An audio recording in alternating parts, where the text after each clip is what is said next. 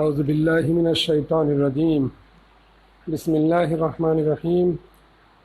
প্রিয় শিক্ষার্থীবৃন্দ, তোমাদেরকে অনেক অনেক শুভেচ্ছা এবং স্বাগত জানাচ্ছি। আজ আমাদের সপ্তম শ্রেণীর ইসলাম ও নৈতিক শিক্ষা ক্লাস শুরু হতে যাচ্ছে। তো আমি মোহাম্মদ আকবর আলী, সহকারী শিক্ষক, খাগড়াছড়ি সরকারি উচ্চ বিদ্যালয়। আজকের প্রথম অধ্যায়ের তৃতীয় পাঠ আল কুফুর সম্পর্কে আমরা আলোচনা করব। আল কুফুর কি আমরা জানব, কুফুর শব্দের অর্থ কি আমরা জানব, কুফুর কাকে বলে এবং কুফুরের কিছু দিক আছে এ সম্পর্কে আমরা অবগত হব। এ সম্পর্কে আমরা সুষ্ঠুভাবে জানার চেষ্টা করব।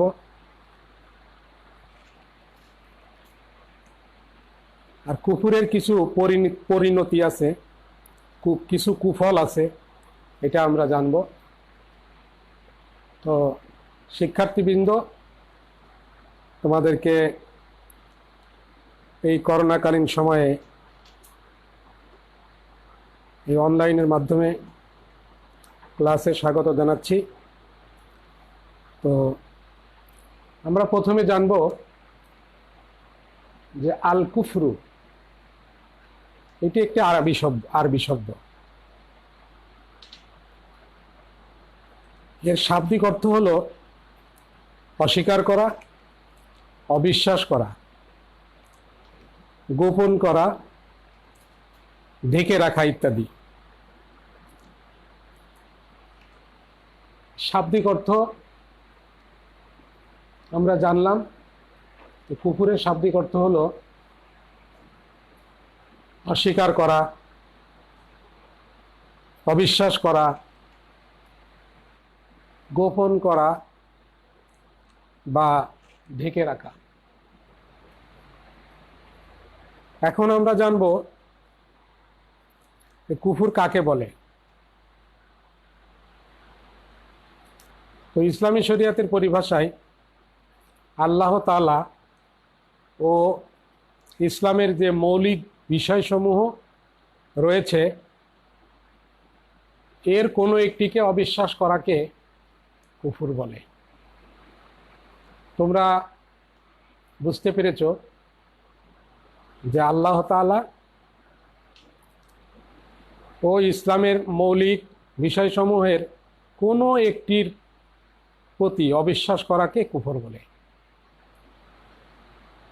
তো ইসলামের যে মৌলিক বিষয়গুলো আছে, যেটা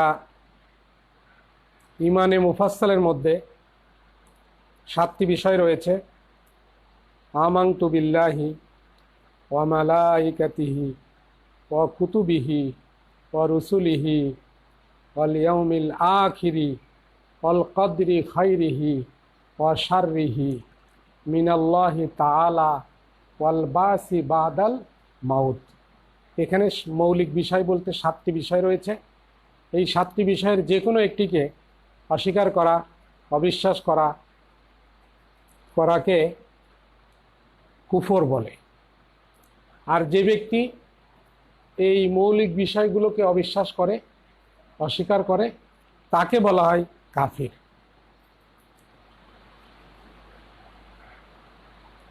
কুফর হলো ঈমানের বিপরীত। ঈমান অর্থ বিশ্বাস আর কুফর অর্থ অস্বীকার করা। এখন আমরা জানব যে কুফরের কি কি দিক আছে। আমরা 3 নম্বর এখানে যে প্রশ্নটি দেওয়া আছে যে কুফরের কয়টি দিক আছে। তো আমাদের পাঠ্যপুস্তকের মধ্যে 4টি দিকের কথা উল্লেখ করা হয়েছে।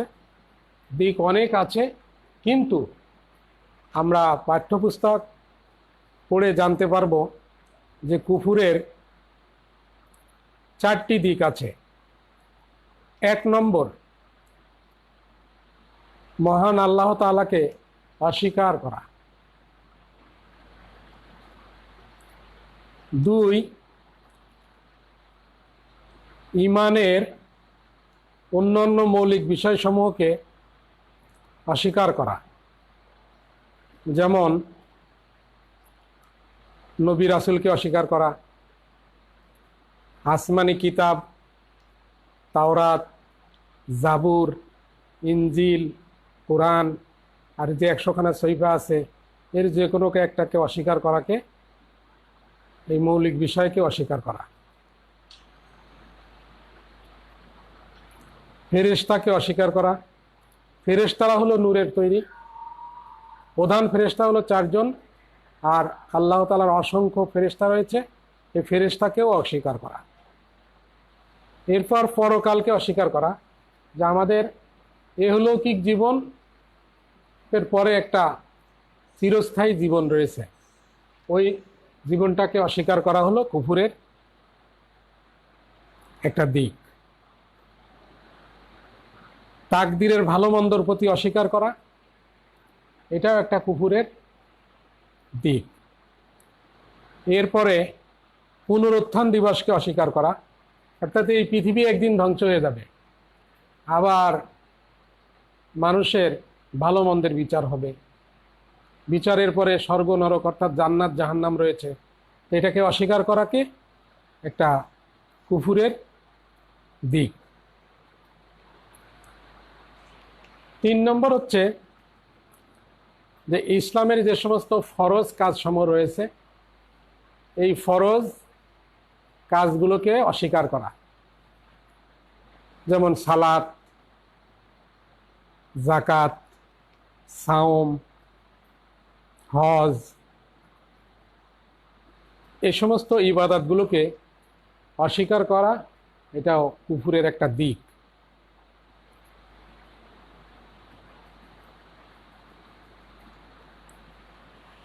4 নম্বর হচ্ছে যে হালাল জিনিসকে হারাম মনে করা কুফরি, তেমনি হারাম বস্তুকেও হালাল ধারণা করাও কুফুরের অন্তর্ভুক্ত।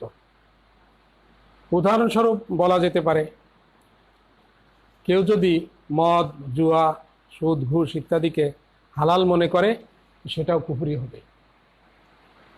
তো আমরা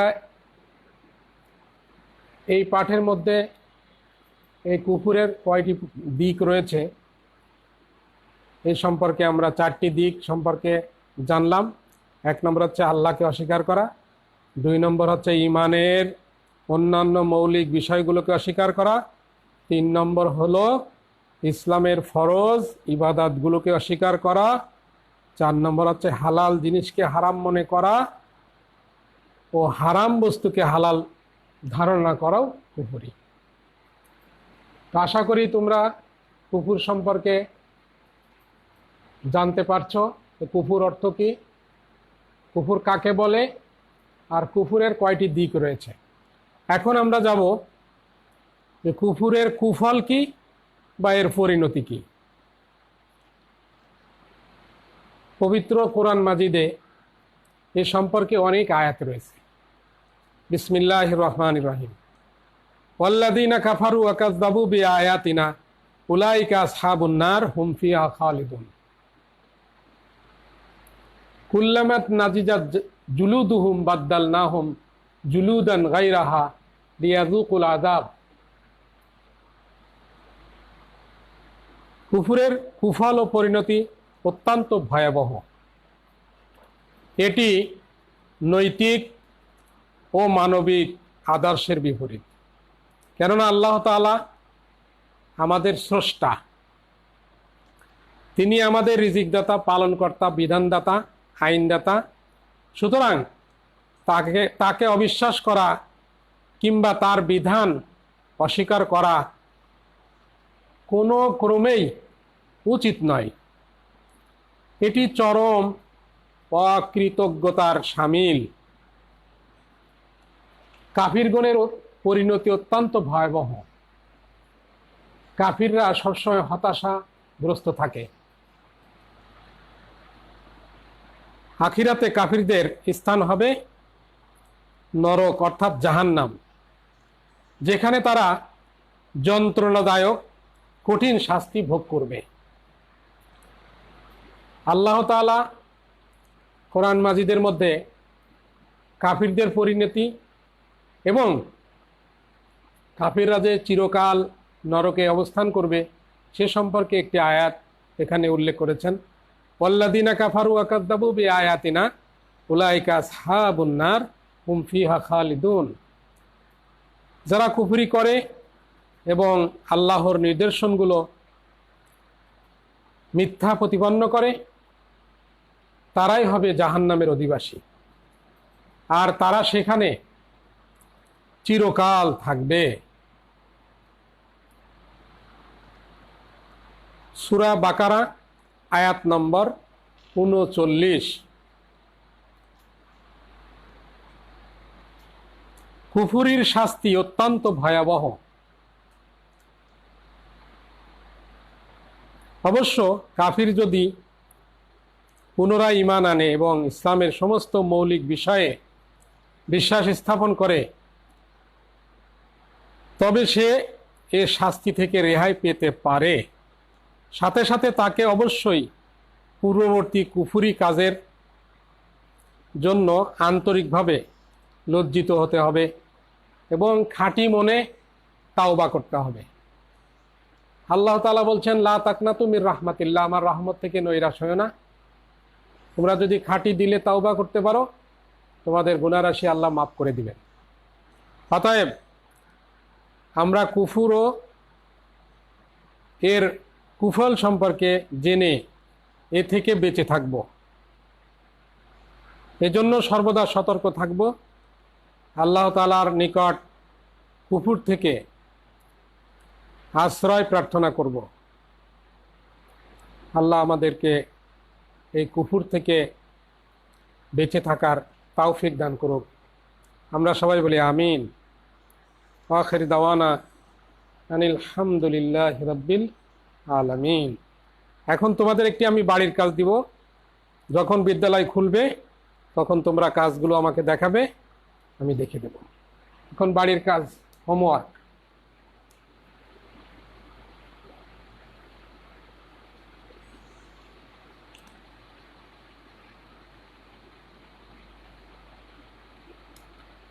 কুফুরের 4টি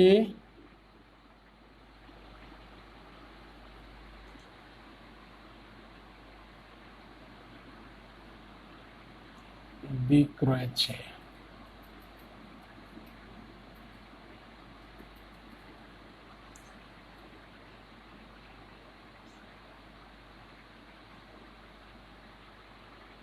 এইগুলি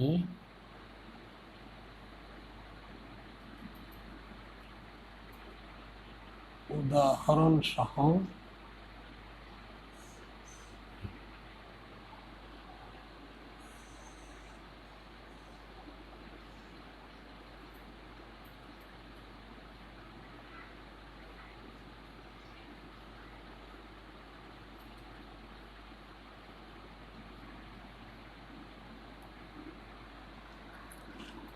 সবাইকে ধন্যবাদ দিয়ে আমি আমার এই প্রথম অধ্যায়ের ৩য় পাঠ কুফর সমাপ্ত করছি।